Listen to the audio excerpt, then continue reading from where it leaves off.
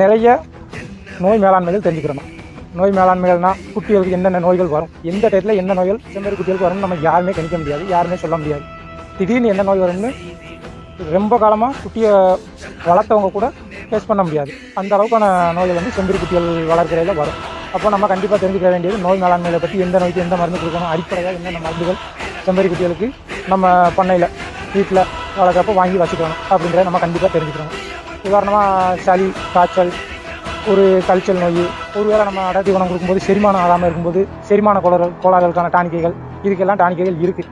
அதுபோக ஒரு 3 மாதத்துக்கு ஒருக்கா, 6 மாதத்துக்கு ஒருக்கா நம்ம குட்டிகளுக்கு என்ன டானிக்கை கொடுக்கணும், டிவார்மிங்காக என்ன டானிக்கை கொடுக்கணும், சத்து டானிக்கைகள் என்ன கொடுக்கணும், அந்த மாதிரி விஷயங்கள், லிவர் டானிக்கைகள் இருக்குது, பிபிஆர் இன்ஜெக்ஷன் இருக்குது.